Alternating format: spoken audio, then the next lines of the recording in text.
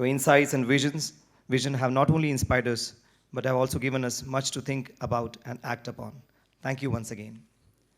It is my distinct honor to invite Dr. S. Somnath, Chairman of Indian Space Research Organization and a leading luminary in the field of aerospace, whose visionary leadership and contributions have propelled India's space exploration efforts to new heights to address our esteemed gathering. So, we are very eager to hear you. Good morning, all of you. Namaskar.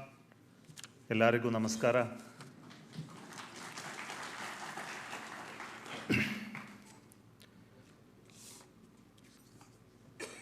Under the theme of Ekatma Manava Darshan, I think the Prabuddha Bharat-STEP 2024 program, I'm really honored to be here, to be part of this very eminent program, bringing about many of you annually here. And this year, to be here and to inaugurate, it's really an honor, and thank you so much for inviting me to be part of this journey of talking about Bharat and how our nation is going to be the beacon of hope for the humanity in the future, bringing about the vision of Pandit Deen Dayal Upadhyaya in the forefront, talking about great people like Swami Vivekananda and his message among generations. I think bringing people of various capabilities, domains, into a common discussion forum like this will help us to envision as a nation where we must place ourselves in. Especially with the passing of the time, we have a nature to forget the past and not really strategize our future.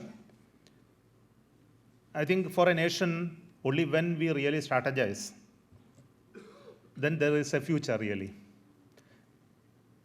And to create that strategizing activity, you need people with great minds. It won't happen by the masses. It will happen only by a few. And they need to create narratives, visions, plans that will get embedded into the culture of the society at some point in time. And that's what great people do in any society. And we need to cultivate the thought process within the system. I think precisely that is what is being done by this program, like STEP 2024. I thought that today, in the inaugural talk, maybe will last 30 minutes, that I should talk about Bharat's rich scientific heritage. Not only that we talk about the heritage, but also we should talk about our future outlook. Maybe that I'm coming from a domain of science and technology. Should not be biased to say that science and technology is actually determining a nation's survival and the future in the days to come. In how much that you are investing in creating the strength in these domains, especially as a creator of knowledge and a preserver of knowledge, how much a nation is capable of doing it in the days to come will actually determine your position of a nation in the committee of all the nations.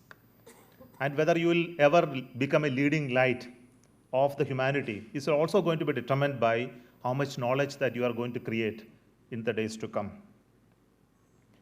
I think all of us know today, I think it doesn't need an elaborate description on what we were once.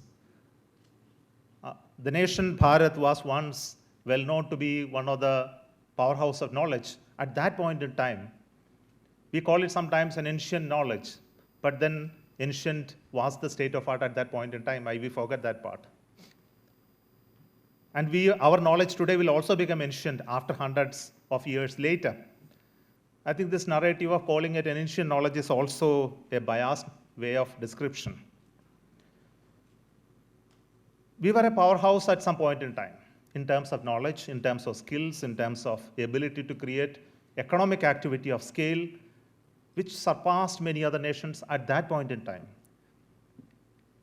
And something is very, very interesting aspect to explore why it happened to be so. I think all of us realize that the scientific heritage of a nation is inextricably linked with the many other aspects of a society. For example, the social structure. It is connected. It is also connected with the economics of activity, the wealth creation. It also connects with the passing of the knowledge from generation to generation. It also connects with many of the knowledge creation process itself. For example, the knowledge creation happens not alone in educational institutions in the past, but it was created in the form of indigenous knowledge, for example. The institutions which create and maintains knowledge also changes with times, because that knowledge creation happened in the so-called ancient societies in our country was not exactly in academic institutions. What you call the standard forms of buildings and walls where the universities happened and then it was created there. Not exactly. So I'll describe some of them which later. You will understand that they were created and maintained in societies, in communities, in cultures, and they were transferred from generation to generation in a process which is informal, because that was the one which suited at that point in time.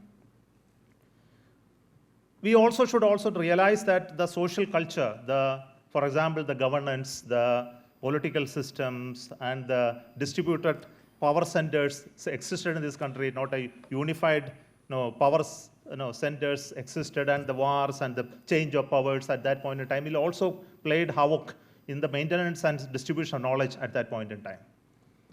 As a nation, this also mattered very much, because the ability of transferring knowledge from one corner of the nation to the other corner was actually very limited, because the mode of transfer of knowledge was also limited.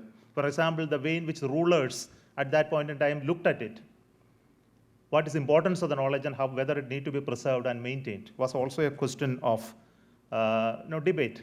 Because it changed with some very visionary leaders that came in at that point in time, where they were very forthcoming in creating institutions and maintained it. But there were equally incapable leaderships that came in those point in time in different parts of the world, in the country, which were not doing the right type of work to maintain it, and this caused destruction of many of the indigenous knowledge. We also realize the philosophies of thought at that point in time, the spiritual processes that interlink the knowledge creation, the scientific knowledge creation and spiritual processes got entangled. In fact, it never got entangled. It actually were complementary in one way or the other. The distinction between people who are scientists, engineers, that time scientists, engineers versus these times, present time scientists, engineers also differ in quite a big way. We should also realize that they are not of the same evaluation criteria won't apply to those scientists of that point in time to the scientists of this point in time. But they were great scientists. But they were also sometimes appearing like rishis. We always confuse between rishis and scientists many a times in the discussions. There were also issues with respect to education. I think the way of education mattered there in terms of transferring knowledge from one generation to other. The way in which the formal education was provided, the informal education was provided from skills acquired by communities to next were entirely different. It was cannot be compared to the way which the current knowledges are generated and transferred more democratically, the so-called democratically, than not so democratically at that point in time. We say knowledge was for confined, it was not shared. It was all kept in a very secret manner, which caused ultimate destruction of the knowledge itself. We talk about it quite a bit in the ancient times. There were also challenges when you talk about periods like 2000, 1500 BCE, etc. Their ability to preserve knowledge in the form of written knowledges versus the oral traditions, which is also a huge challenge at that point in time in terms of maintaining the scientific skills and knowledges. Preservation was a big issue, because many a times it's transferred through only associations and exposure rather than written down knowledges and proper formal trainings. So these were the issues of scientific heritage at that point in time. And when we talk about those capabilities in the current generation, we always confuse ourselves with what we were in comparison with what others were there. If you look at the the cultures and societies that existed elsewhere other than Bharat at that point in time, compared to the Greeks, the Mesopotamians, or the many others, which created their own languages, their own cultures, their own knowledges, their own architectures, their own understanding of the universe. Many of us, you realize through the available literature, available researches, that ours were of much higher level in comparison to those. I'm not saying that they were of lesser magnitude or size or in terms of it, but they were of higher levels of thought, of human intelligentsia, compared to what existed elsewhere, which is very evident later. Today, we talk about the modern forms of knowledge and how much of our ancient heritage contributed in terms of formulating the current structure of the knowledge that we have about many aspects. For example, the topics of mathematics, the topics of astronomy, science, medicine, human physiology, law, governance, every area how the thought process existed in our country really contributed to the present day thinking is well evidenced at this point in time. The scientific heritage of India was not limited to, when you say the pure science. There is always a confusion with regard to mixing. I talked about this, the philosophy of spirituality and the philosophy of scientific thought. And many times this in the present generation discusses and get confused. Are they two separate entities which need to travel in two parallel paths, or whether they are connected to each other in one form or the other? And for us, in our tradition, they were not separate. They were never ever separate. They were integral part of the exposure ourselves to the cosmos and to understand, unravel the truth within it. And always the search for truth was the nature of our discussion. And always it was associated with questions and never a form of belief.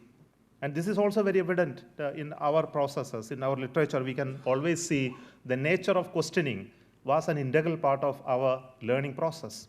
And questions after questions will always be asked, and you need to withstand that questions and come out successful. And it was a way, great knowledge, people of great knowledge were recognized at that point in time. If you can withstand those questions and answer all of them, then you are considered as a great scholar.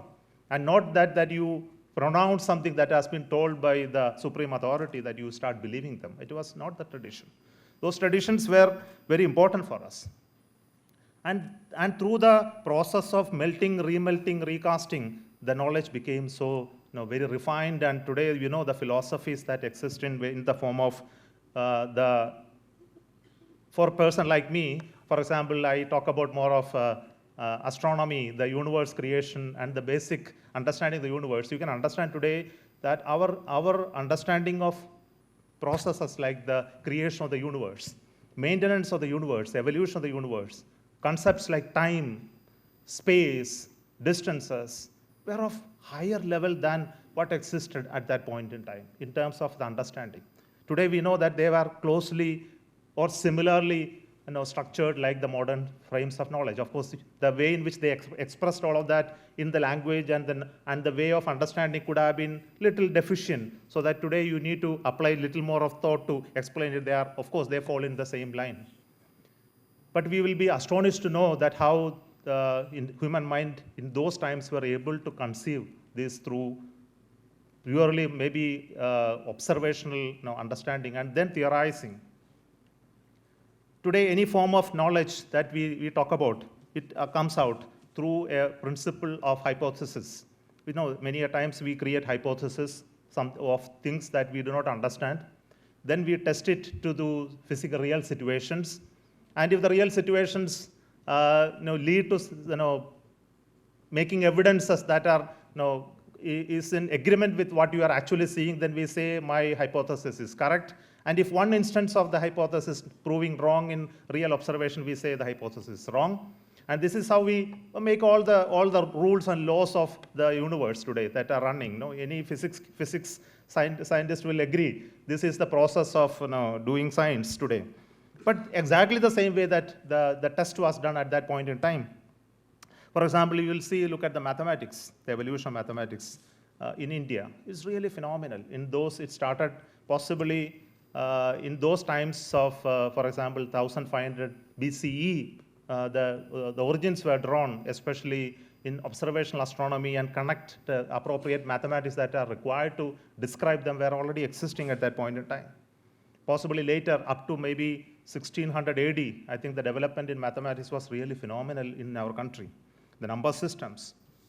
For example, the number system itself is a great contribution of Bharat to the world. The present science that we talk about, any of the scientific processes, could not happen without the proper number systems and those basics mathematics that are required to represent real processes into a mathematical framework. Today we know that all the science is into this only. Unless you convert a physical processes into a mathematical framework, you cannot predict the future. Any of the whole process happens because of the ability to represent real processes into mathematical expressions. Again, the same concept of time, I think you know. Now, before going into time, let me also a little bit dwell about the mathematics. For example, the concept of zero, all of us know why it is so important. And even you can realize, people don't even say that zero is just a zero after all. But then you know today that without the zero, the whole of the mathematics becomes very difficult to process. Just think about the Roman number system. Now, you know the culture of Roman Empire and the numerology existed at that point. The Roman the cultural system doesn't allow complex mathematics itself. Possibly they allow you number counting. Beyond counting, it doesn't allow you complex processes. The decimal system do allow it. And that is a beautiful creation. You also know about the concept of infinity. It came out of our thought processes. The infinity, without the concept of infinity, many of the mathematical processes become very, very complex and impossible.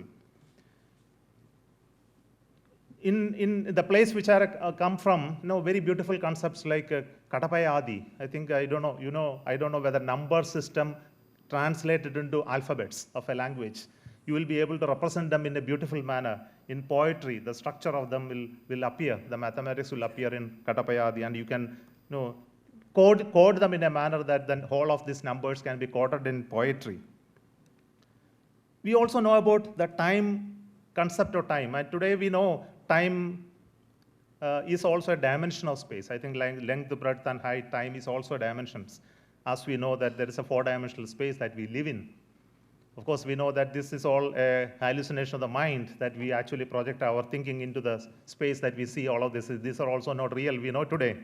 But then actually time also is a concept that existed at that point. And time is not an easy concept at all. For any human mind to imagine about time and the flow of time, it's not an easy thing at all. For a very high level of evolved evolved life form, only even the concept even conceived. Today we understand time because we are being taught, when you are born, you are being taught about timing. Otherwise, a freshly born baby has no sense of time. And time is actually injected in your mind by the teaching. No, like a length, breadth, or height, you do not have a sense of time, really. So even that concept of time, it's a flow of time, the evaluation of time, the periods which are involved, extremely short time, extremely long time. Even this concept itself came in our thought process very well. Small and large is very important. Even distances. For example, astronomy, when you talk about, we will also encounter distances which are very, very short.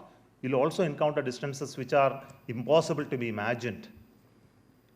For example, the distance from one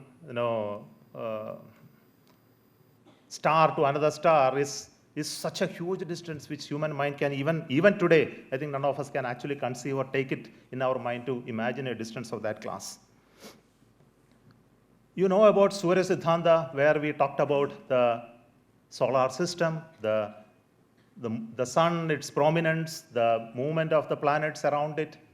And okay, Surya Siddhanta came much later, but we know today the early astronomical observations and the observation of the planets, the stars, its movement, the comets and asteroids, its movement, their timelines, their revisit times, the intensity of illumination, the star constellation, the pole stars, all these observations and its write-up all appeared in 1500, 1600 BCE period itself.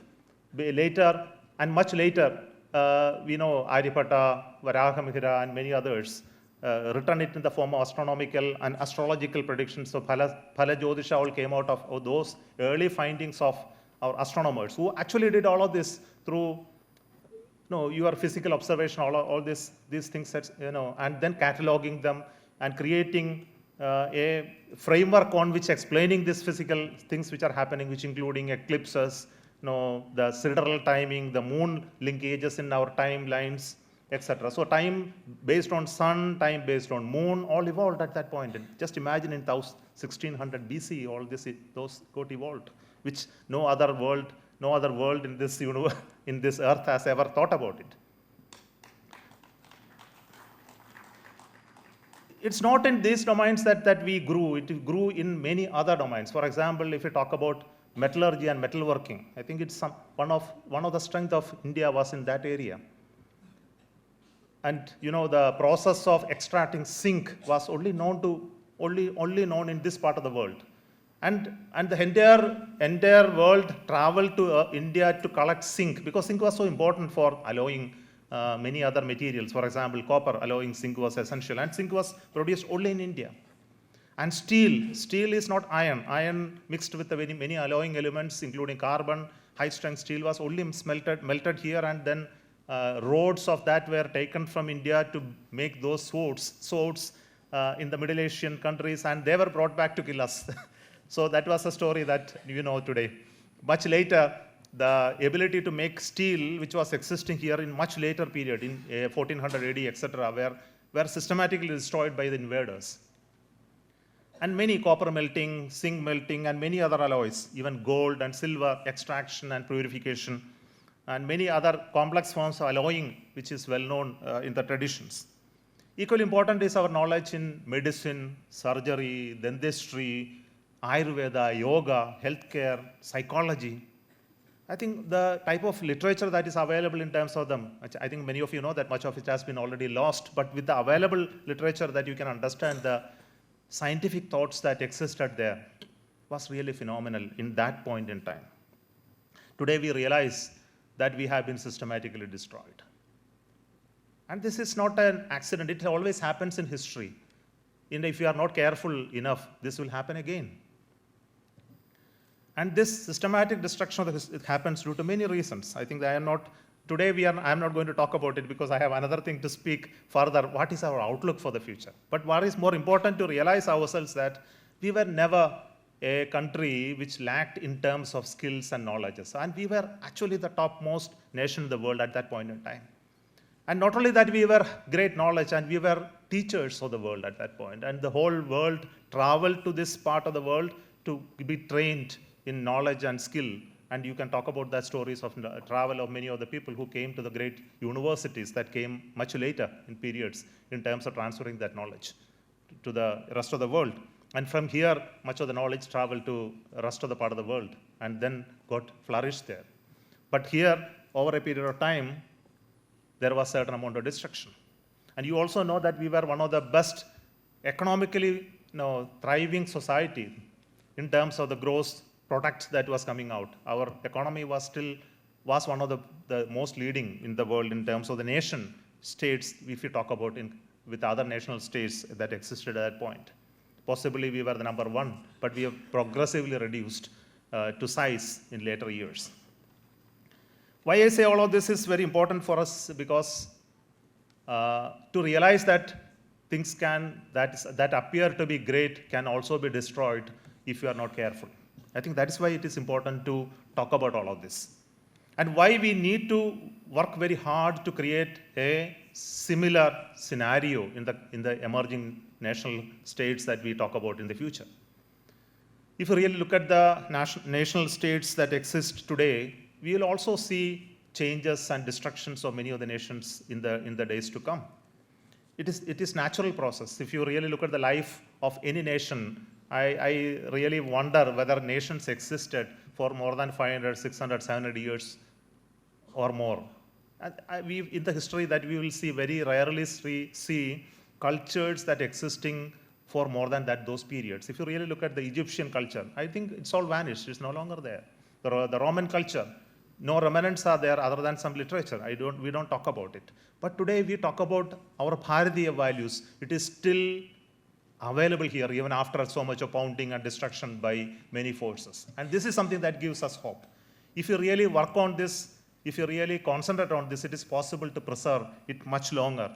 It not just talk about it, but then you actively work on it to keep it, available and to be made aligned with a modern knowledge system. And aligning with a modern knowledge system is very important for us in the future. Why it is important is that if you really look at the present national states, the wealth creation is very strongly linked with the technology. We can understand from the very leading nation today, which is the most technological powerhouse of the world. If you read there, undoubtedly it is United States of America. There is no doubt about it. Because they are the one who create the fresh knowledges at any point in time. You look at electronics, you look at artificial intelligence, you look at material science, you look at the space technology, medicine, anywhere you will find they are the ones who create the newest knowledge at any point in time. That keeps them always at the top of the world in terms of the economic activity, which gives them the required strength to govern, control the world. And if we have an aspiration to become a nation that you really want to be the one who will decide the future of the humanity, not by controlling them and not by overpowering them, not by acquiring them, not by destroying them, but by creating a very technologically advanced society by everyone can live happily, then we need to work on this principle of technological upgradation of this nation in a systematic manner. We must contribute to the newer knowledges that is needed for the society in many, many domains. And it is possible because of our culture is always, we embrace Vasudhaiva Kudumbakam. We see entire humanity is one. And this is a message that we always convey. But this always goes with the strength equally important. Today, the strength of a nation is defined not by the army that you possess. It is not by the natural resources that you possess. It is not by the many other facets that we used to say the earlier national states were stronger, is not by the same measures that you are going to be in the future. In the future, you will see that the technology changes are not the linear measures that you have seen in the past. For example, let me dwell a little bit on those domains for a moment. If you have really watched the growth of technology, you will really be surprised to see its impact that it has made in the society today. Today, the technology has made our human lives so convenient than it used to be in the past. But still, there are problems. But you will see that much of the issues related to the hunger, much of the issues related to poverty has been well eliminated. Even though the population of the global population has increased tremendously, today you see much of the population is having capability to reach food. India, when just after got independence, when there were only 35 crore people, there were famine after famine of various nature. Today we are 140 crore. We do not have famine of that nature. It's not by magic that it's happened. It's because there is technology that it enables us to happen. Possibly we don't actually observe it, why it is not happening, the famine of that nature. It's primarily because your transportation ecosystem is so good that the food produced in one corner of the nation reaches other corner within few days.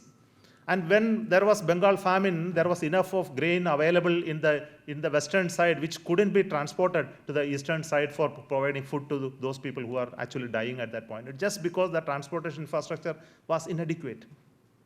Just imagine that.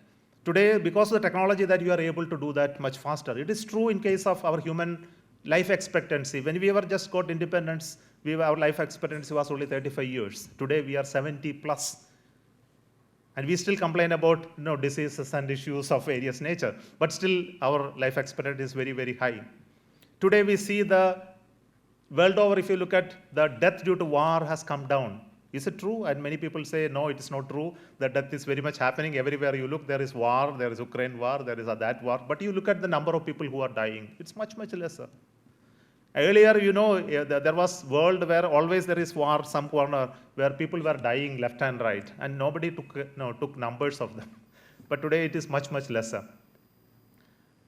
So the technology is playing in such a miracle that today I can make a call to somebody in United States of America, see his face and talk instantly. If I showed this mobile phone with video calling facilities, say 100 years back to my parents or grandparents, they would have got astonished to see, oh, such a black magic is in front of you. No, it does. You don't see today it as a black magic. It is a magic of technology that you take it for granted. Your ability to travel from one place to another has improved so dramatically that you don't even feel that somebody in the United States is so far away. This seems to be so close. But with all these technologies, you also face challenges in the form of sustainability, the issues of various nature, which I don't want to elaborate, but all of you realize this.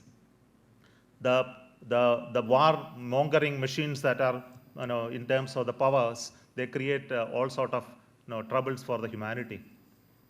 Now, what is the way forward? I think this is something that as a nation we should look at. For us, I believe as a nation, we must believe that it is possible for us to grow on the strength that we have created for ourselves. What is the real strength that we have? Our strength is always in terms of connecting our science and technology to the spiritual process. I believe that has a strong link which is important for our future. A science and technology which is not connected to the fundamentals of the human existence itself, then it has no future. Many times we don't realize it, because when you look at it as a materialistic way of developing science and technology, we'll always end up in terms of nation states trying to capture others and kill others and really become dominant. The moment you realize that we are all part of the one, then we will never be able to do that again for the human society. And we'll also see the connect between human beings and other life forms which are living and non-living. I think we were taught of a dharma in which we see everything as a spiritual object, living and non-living. And when such a concept is being taught to you, any process that you do to create strength in knowledge, strength in a nation, will always be ensuring welfare to everyone. That's why the Vasudhaiva Kudumbakam concept becomes very equally important. And that enables us to work on domains of science and technology in the future.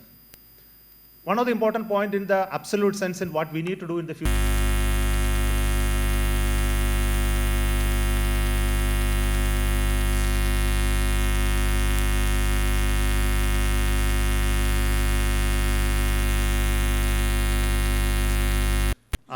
in competition to that is being created elsewhere. This is primarily because of the application of industrial production and research to the academic connect is still not very good. And this is something that we need to change in the future.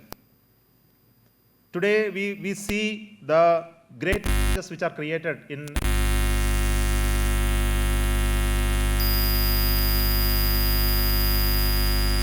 terms of the industrial production and economic generation. This is the very important activity that we need to focus in the future. Our academic institutions should become stronger to support greater research in terms of bringing out newer knowledge. For example, look at the domains of IT revolution that happened in this country. You know that it happened possibly maybe 15 years back, and we were able to make a huge impact in terms of our economy, in job creation, etc. It also happened in space technology, where I come from, the domains of space technology, though we were a late entrant in space technology in the maybe 60 years back when others were going to moon. We just started this program, but today we can claim ourselves that we were able to go to moon to become the first nation to land on the south part of the moon. We were also demonstrated that when the COVID came, that we are able to build our own vaccine to support large part of the society, to help them to overcome this pandemic in much better manner than many other nations could not do. There are examples that we have that we can talk about, but we need to create more examples in other areas as well. It's important to talk about the traditions that we have created, but it's equally important to develop domains that, in my belief, that you need to strengthen in the days to come. For example, the artificial intelligence is one great example that we can take as an example to work on. Recently, I had an opportunity to listen to Harari, who was speaking about his new book, The Nexus. Before it was released, he was giving a talk in one of the conferences that he was about to release that book. He was speaking about the emergence of AI and the threat that is posed to humanity. And he says that AI is nothing but the alien intelligence that is going to come down and then take over our thought processes. That tomorrow the humanity will have no say on matters that will decide our future. It will create narratives that will decide how the world will be run by AI rather than by human beings' conscience itself. So your conscience will be taken over by AI. Today, even now itself is taking over, this says, because the financial transactions today, your investment decisions in finance, etc., cannot be taken by human beings. It has to be done by computers only, because it has become so complex that only machines can actually decide what is the best way to invest your money into various things to create the maximum revenue. So you can see that it is slowly happening in many other domains, and at some point in time, if you are not careful, AI can actually overpower you, and you will not realize that you are actually being puppet of the AI, but you will think in a dream world that you are actually really living a realistic world. This is a threat that he said in another 25 years, this taking over of the entire humanity by AI will happen. So this is what he says. But of course, I believe that many of these predictions won't come true, but if you are not careful. But my context of speaking about is that AI become very important domain for us to invest in for this country like India. And this very good thing that is happening, that AI becomes a very important area that we need to invest in research and development, possibly through that AI, which is going to be a very spiritualistic AI, possibly, that we will be conscious about our own existence, our conscious of us connect to the higher level, so that we will not harm anything while creating a AGI or any other platform in the future. Possibly that is something that an India can contribute. It is equally important that we contribute to create many other tools and support that are required for the humanity to survive. For example, we all realize how the issues of sustainability of human being on this earth is being threatened in a manner that is going to be one of the important questions that our next generation will have to answer. The human beings itself, as we know today, will become very, very difficult to survive on most part of the globe in another 50 to 100 years of time. I don't know whether our next generation will find it easy to live here itself. And how the technology is going to change in the future, in which we don't add more heat into it, we don't create more greenhouse gases, we create more food for our future generation to take. For example, food creation and providing nutrition to the people is going to be a huge challenge. Possibly people don't even realize today the productivity of our soil has gone down in such a manner that you are not going to provide food for this 8 to 9 billions of people in the coming days, and many people are going to die of malnutrition, shortage of food in the next centuries. And how this is going to be addressed, and possibly India can address a more sustainable food production principles. Yet another area is energy and its utilization more in the greener form, and this is a fundamental research that is going to be dictated how nations will become nations which will survive the next century or wither away in the future. And all this will possible only if our brains connected with the roots of what we have done in the past, rely on our principles of seeing the Almighty or the God in everything, living and non-living, see the connect between human beings and other life forms, and see the entire humanity as a whole, as has been told in our literature. I also speak about many of our Puranas, Vedas, Vedangas, our Itihasas all speak about the ultimate connect that exists between each one of us. And if you really adapt to that type of knowledge, possibly Bharat can show the way for the future and become the Vishwaguru that will show the leading light to the world as a whole. And I believe science and technology will play a great role in it, and it's important for us to focus on it in the coming days in sectors that has not really made impact till now. I believe it is possible, and the directions are becoming more and more clear. And it's very important that each one of you who are working in your domains do your best to keep that tradition to go high in the days to come. With this, let me thank and wish all the very best to this confluence of intelligentsia, looking at the future of our country to lead us as a great Guru, Vishwaguru of the universe. Thank you so much. And wish you all the very best. And I declare this part of this conference inaugurated. Thank you so much.